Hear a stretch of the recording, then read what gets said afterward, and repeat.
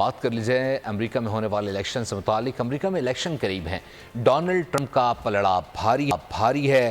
ساتھ ہی ساتھ امریکی اخبار نے دعویٰ کیا ہے کہ سیاہ فام ووٹرز نے کمالا ہیرس کے بجائے ٹرمپ کی حمایت کر دی ہے۔ سروے کے مطابق 1/4 سے زیادہ نوجوان سیاہ فاموں نے ٹرمپ کی حمایت کا اعلان کیا ہے۔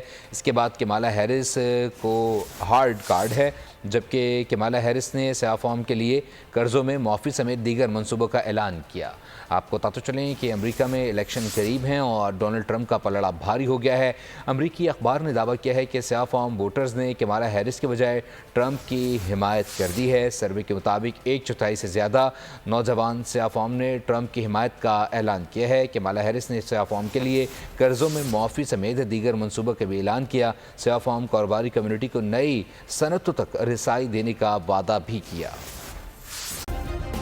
سبسکرائب کریں اور بیل دبائیں تاکہ کوئی خبر رہ نہ جائے۔